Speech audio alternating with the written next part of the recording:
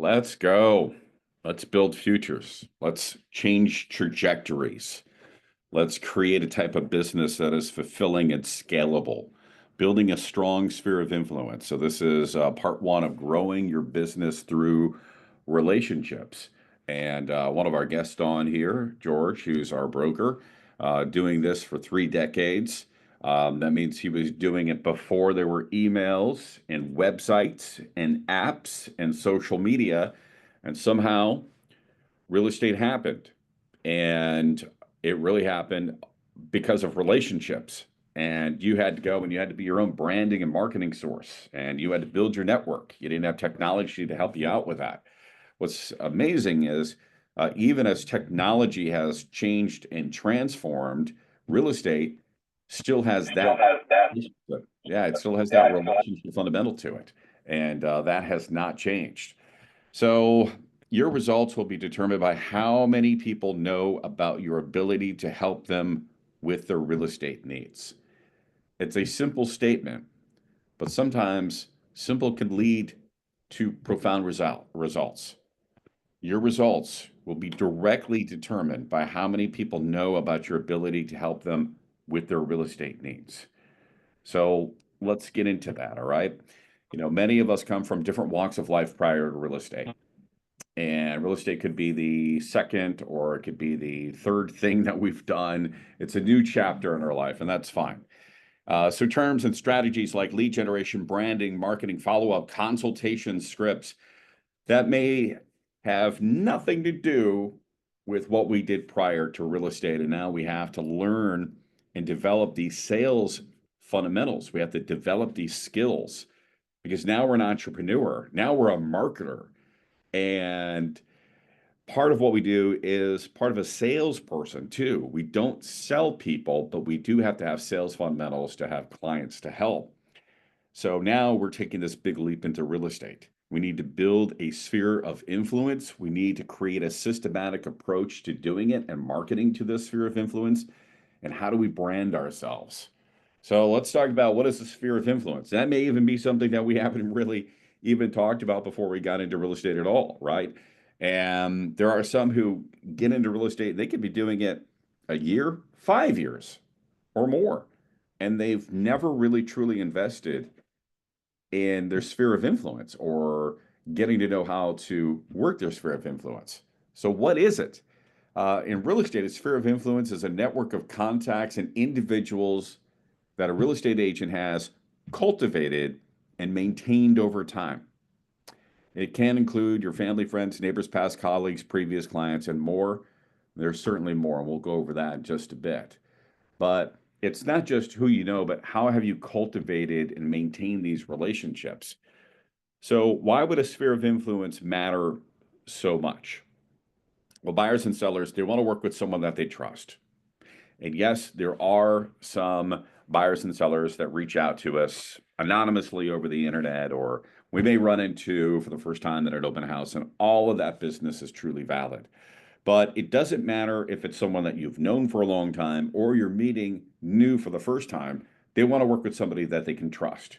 Buying and selling is a big deal to them, and they don't want to be taken advantage of. They don't want to make a mistake on what will be either one of the biggest transactions or biggest sales of their life or their biggest investment that they're ever going to make.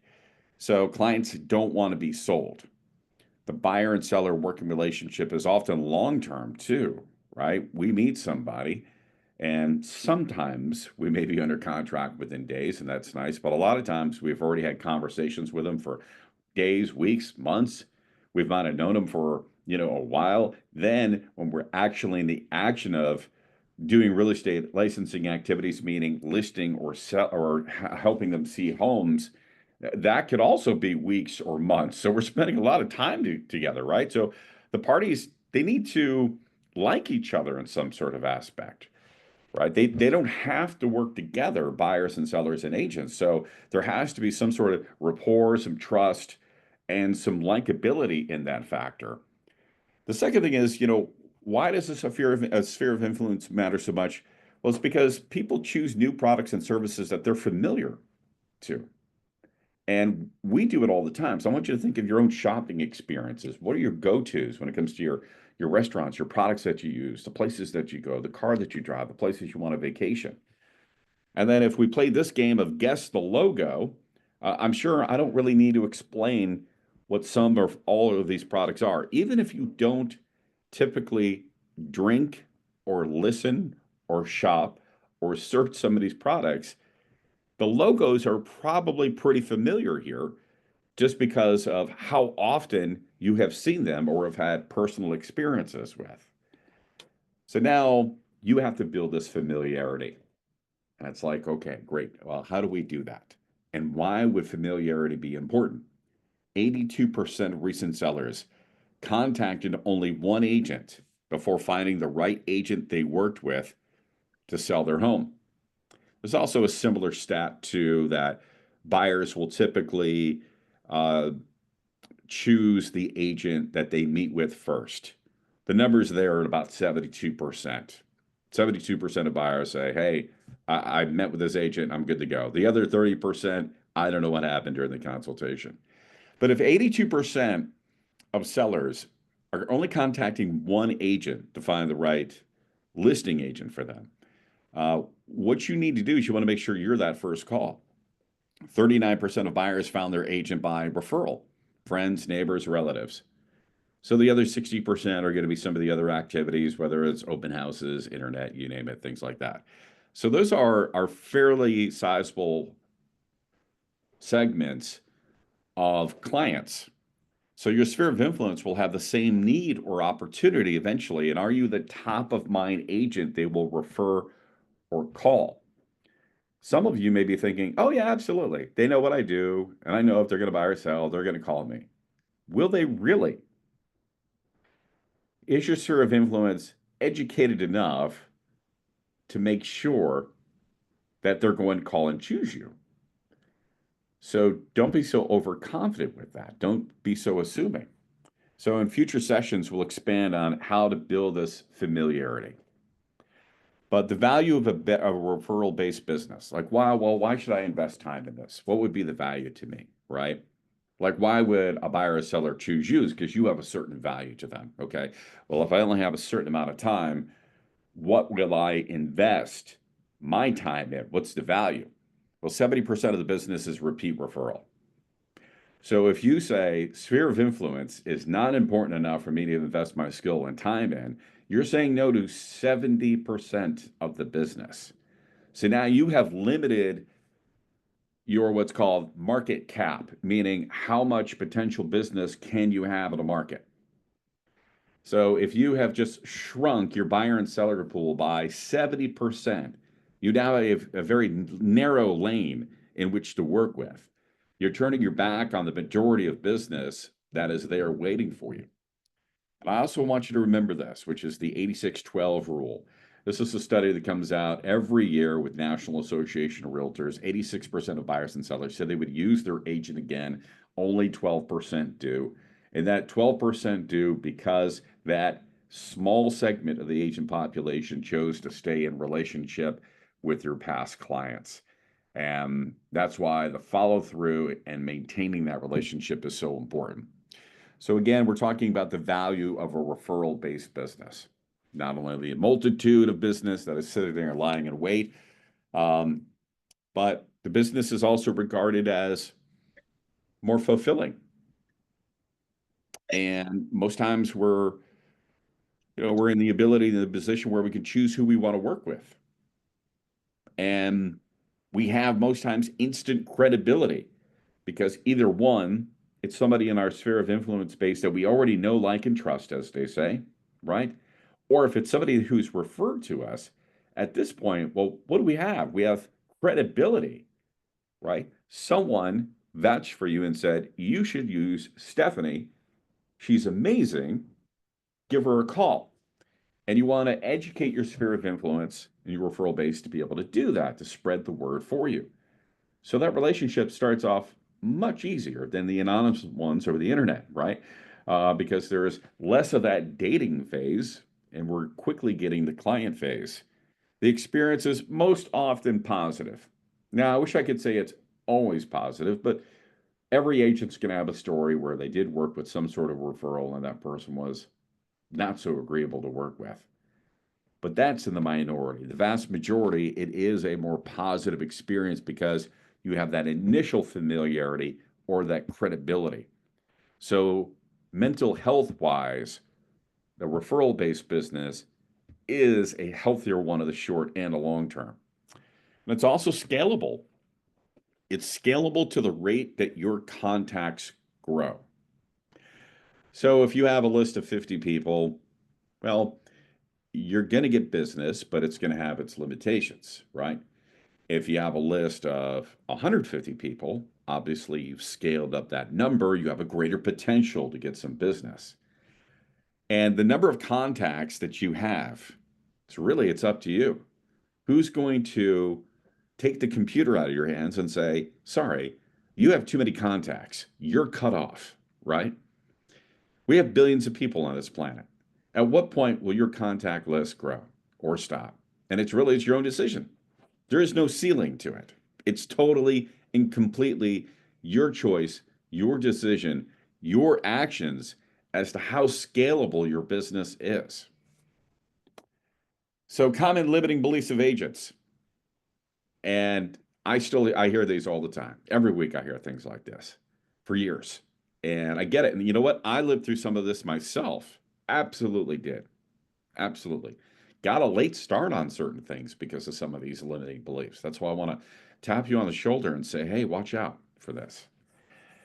And a common limiting belief is I don't have a sphere of influence. And I hear that all the time. Another one, there's just no time to get organized. I just got so much to do. How am I even going to start? Where do I begin? Things like that. The type of people I know wouldn't be qualified to buy. Heard that 1,000 times. And also imposter syndrome. That is the one that is um, that is one that is subconscious and we may not realize it. And we think that the fears and limiting beliefs we have are in isolation, meaning we feel like we're the only ones that have these fears. And it's not true. Everybody has them. 100% of people have some sort of fear or insecurity as to why they may be holding themselves back in the business somehow. So, moving forward here, let's dive down a little bit into limiting beliefs because I feel like if you don't get over the limiting beliefs, you're not even really going to get started, right? It's the same thing if you're on a diving board and it's a high platform, right? If you have a fear of heights and a fear of hurting yourself jumping off a diving board into some water, right? Um, it doesn't matter how great of a swimmer you are if you won't leave the diving board, right? So just as a real quick analogy on that. Um, you may know more people than you believe with your limited thinking, right? I always suggest start off with a power 25, right? 25 shows your potential network. Everybody, unless you literally just got dropped off from this planet because Elon Musk picked you up from Mars and brought you back, knows 25 people, right? On a fairly decent way. They don't have to be your best friends, but you at least, if you called them, they would pick up. If they called you, would pick up, right? So if you cross paths somewhere at a shopping center or something, you would wave, maybe stop, chit chat for a few seconds, and move on. Everybody knows 25. Well, even the Power 25 shows your potential network. So each of those 25 people, they know 25 people easily, probably more. Well, your potential network now is about 650 people. And that is a good potential network. What you can do, though, is you could be strategic about your 25. Who of your 25 are true connectors? Now, you got to be careful here, right? We're all friends with real estate agents, right? And real estate agents, unless they're in some other area, aren't really going to get us business. If you're building a referral network where there are agents in other cities and towns where you can reciprocate referrals, I'm all for it. But local agents aren't going to bring you business. So you got to scratch that off your list. Who are the connectors in your Power 25? Who are those one or two people? They know everybody. They're always at the networking events, non real estate networking events. They just seem to know a lot of people.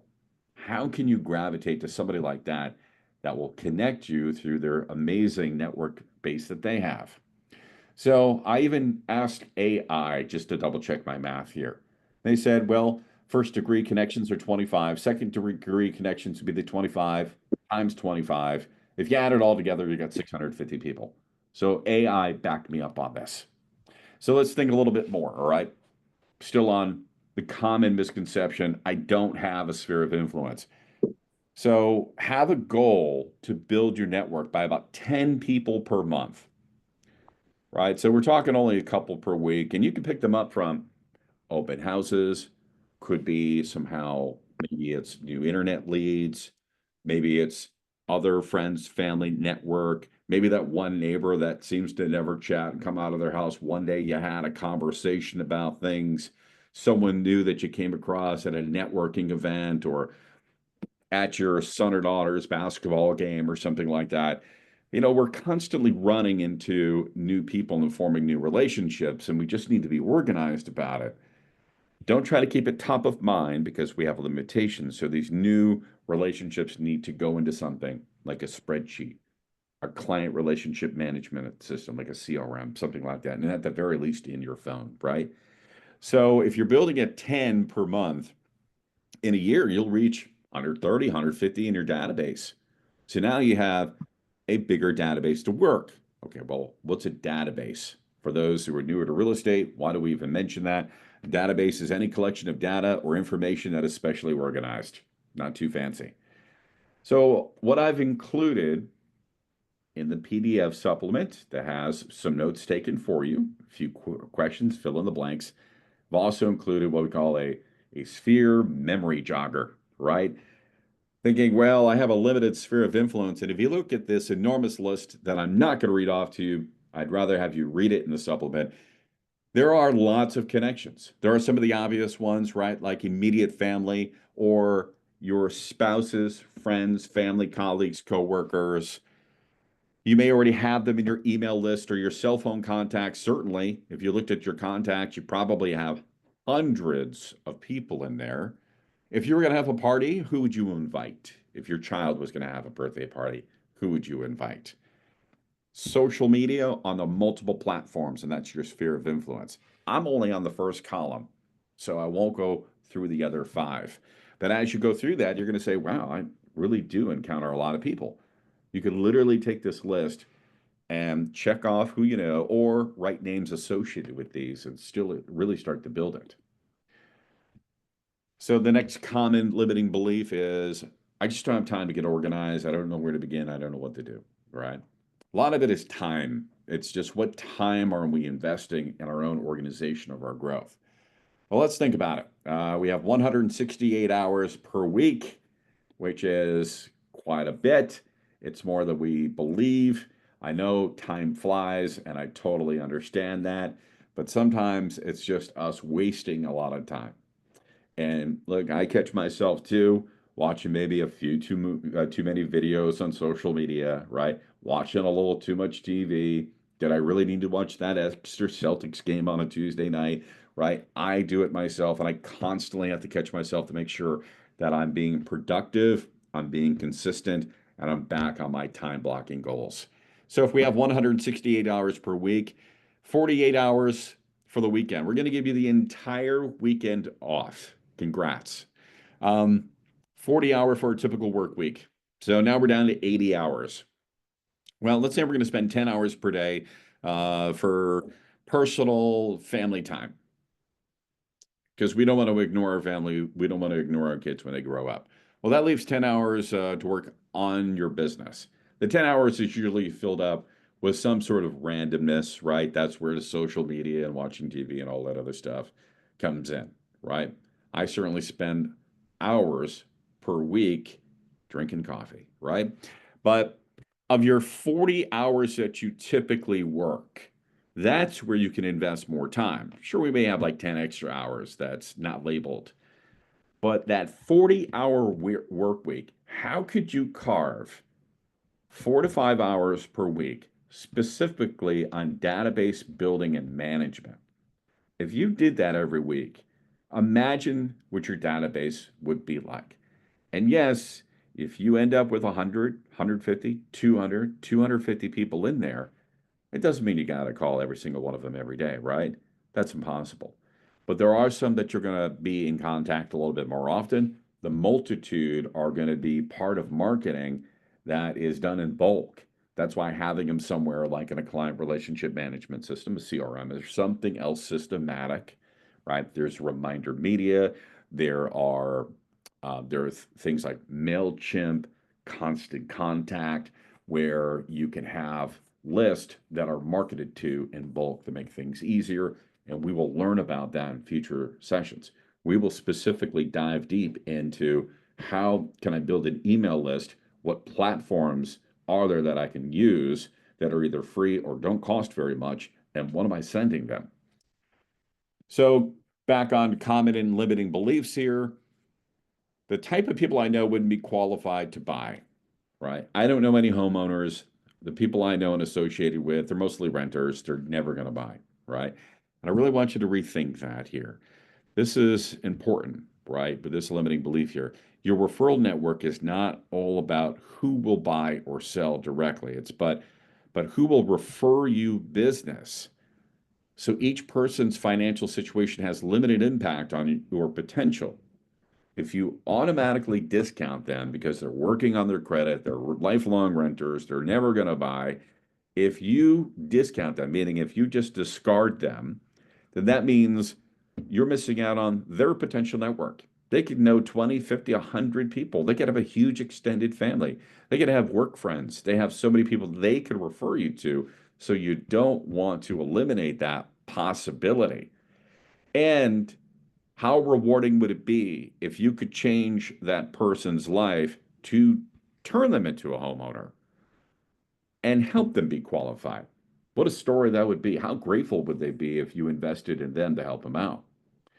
So, again, that potential network of 650. How did we get that? If I have my power 25 and all of those 25 know at least 25 people, now we have a potential network of 650 people at minimum. And that's just a list of 25. Well, typically about 60% will buy or sell at some point. So now we're talking about 390 could potentially buy or sell, not in the next year, but over time. That is a pretty good size potential network. That's exponential business. This is the unconscious bias that I mentioned, the limiting belief of imposter syndrome. And this is something that we have to tackle all the time. And we have to work on our mindset and our confidence and know that we have value. It doesn't matter if you've been doing real estate for a couple of months or if you've been doing it for years. You have value because there isn't a lot of good education when it comes to helping people buy or sell their home. Just because somebody lived in their home for 10 years doesn't make them an expert on how to sell it. They need you. So, imposter syndrome is a persistent self doubt and the inability to believe in one's achievements despite evidence to the contrary. You took real estate school, you passed it, you took a challenging test, you attend trainings like this, and I'm glad that you're on it. I thank you for being here. And you're constantly growing. You're watching YouTube videos, you're listening to podcasts, you're listening to audiobooks or actually reading books. You're practicing and learning on the go. You know so much more than you realize. And people need you. And it doesn't even if you haven't even sold a house yet, they still need you because you are their window to opportunity. You're the one that's going to connect the dots in those transactions to help them out. So we feel as an imposter that we have to reach a certain level of skill or knowledge before we can help others. And I would say that you could help people today. How do we overcome that? I'll give you a few ideas, right? How do we overcome imposter syndrome? There are many ways, but I'm going to give you three, which would be one, clients want someone they trust first and foremost, and I want you to remember that. Before your negotiating skill and how amazing your marketing plan is and how awesome of an open house you can perform, they want to make sure that they trust you, that you have their back. That's the most important thing. So trust is not a skill, it's a trait, it's a character trait. And we all have that, right? Two, knowledge, confidence, and action. And this is you now, right? Invest true time in your growth. Think of knowledge, confidence, action. If I get more knowledge, I'm going to get more confident. What am I going to do? I'm going to get into action. If you have imposter syndrome, that means you doubt the knowledge that you have. So, what I say is invest true time. And what does that mean? Many in the real estate industry will dip their toe in the water and they will dabble with knowledge. And I'm telling you, jump all in. Jump all in. So instead of just attending a training like this for about 40 minutes, and again, I'm glad you're here, you're learning, you're growing. If you have an area of your business you need more work on, spend hours on it, spend days on it. If you have doubts about the transaction process, be all in. Why couldn't you work on that for hours per day until you went forward and backwards? Uncomfortable with the paperwork, print it out and read it, ask for help, fill it out, give it to someone, let them cross through it like a teacher and deduct 2 points for every mistake you make. If you're unsure about showing a house, shadow someone who does it, talk to real estate professionals on how they do it, preview homes.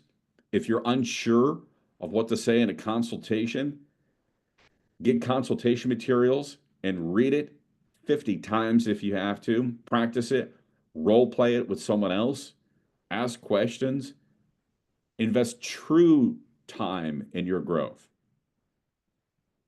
A lot of people and hear me when I say this, right? A lot of people get into real estate for independence of time, right? I'm going to work when I want to. I'm going to have all this time off.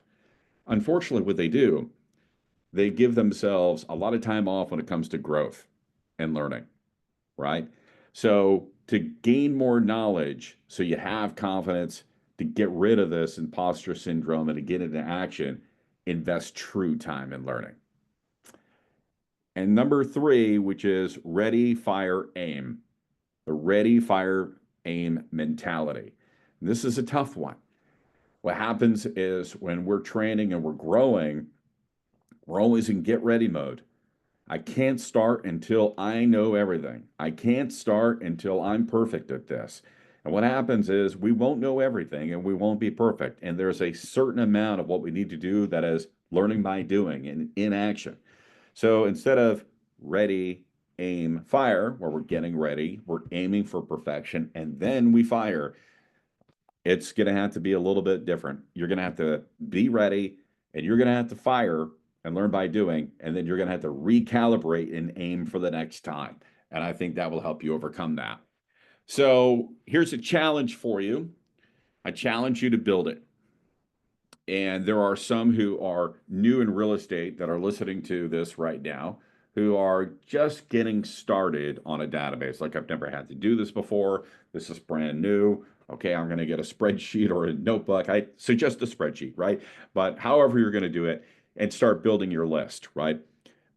There are experienced agents listening who still don't really have some sort of organized database, and it could have been time, lack of organization. Mostly, I don't think it's time and organization. I think it's lack of commitment. Sorry to call you out like that, right? I'm not really committed to doing this. So, um, your database is your business. Remember that your success is going to be based on the amount of contacts you have. We can only keep so many contacts top of mind. We can only keep so many written down on a piece of paper. And there has to be some sort of level of organization to it, and it keeps growing. So your database is your business. And I hope that sentence pops in your head every day. No matter how great you are and how awesome your marketing message is, it does not grow your business if no one hears or sees it. So think about that. Your marketing could be top notch, super creative, awesome. You could be the world's greatest real estate agent, but it doesn't matter if nobody hears or sees it or knows about it. And you have to send that message out. So I also want you to think about your database, marketing, branding, and consistency and growing that relationship. And the buyer and seller cycle. It doesn't happen as immediate as we believe. And look, sometimes we do come across somebody who says, I need to list my house. Can you show it tomorrow? It happens. It's great when it happens. Or you meet somebody at an open house and they're ready to write that weekend. Love it. Love those golden moments in real estate. Most times it takes people time to kind of get there. So your top of mind brand awareness is important.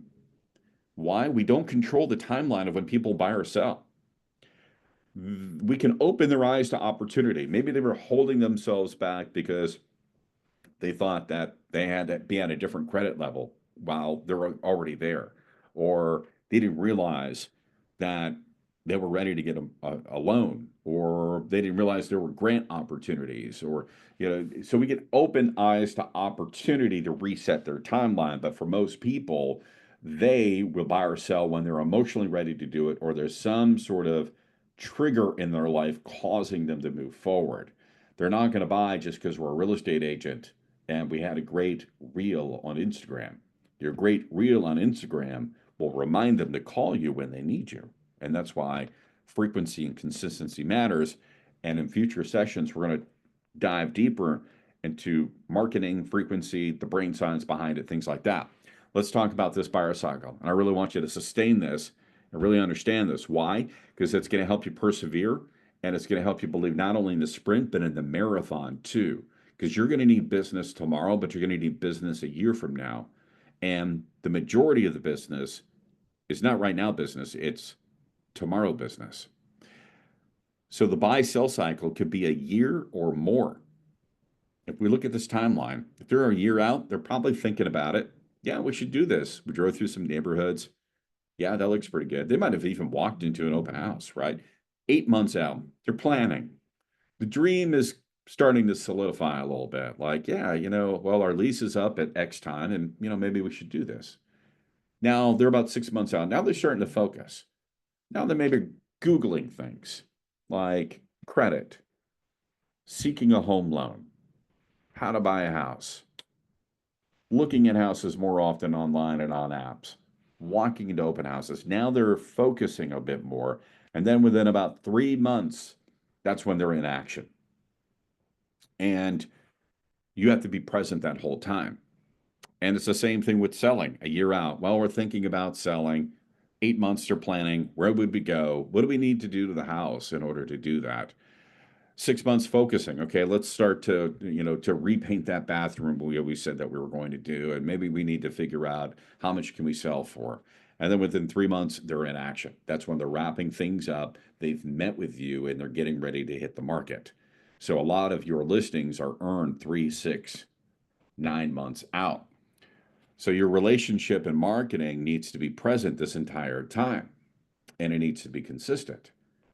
So in future sessions, we'll talk about building a system and try to automate it as much as possible, or to have some sort of consistency to it and simplicity so it's not so difficult to maintain.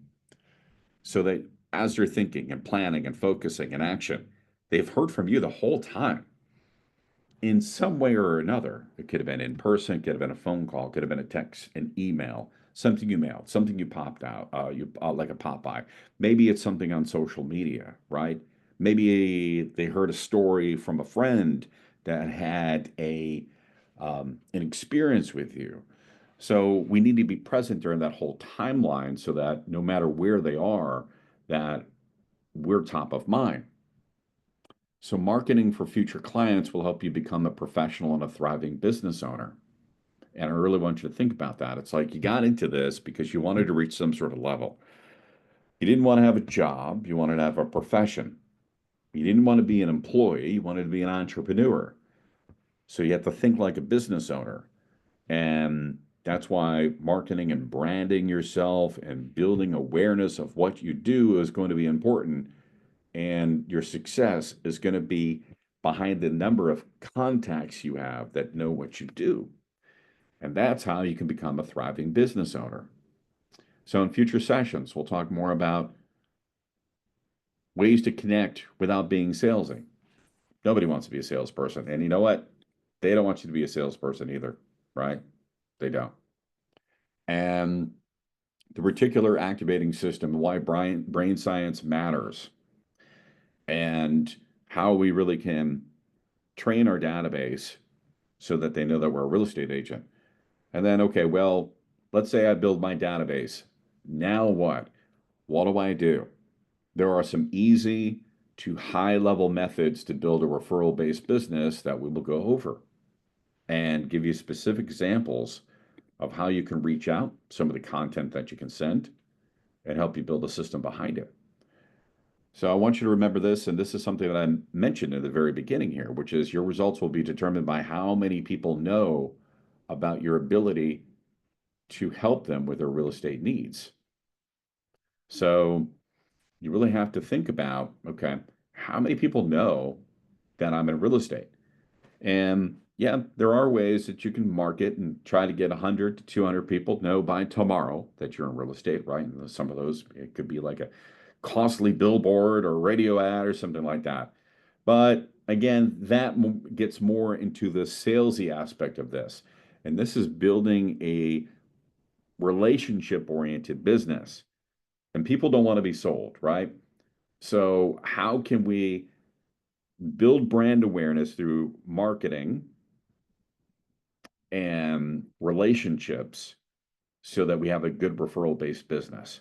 And this is something that will help your income. It'll help your longevity in the business. And it will make sure that you're not missing out on that 70% of the business that's available for everybody.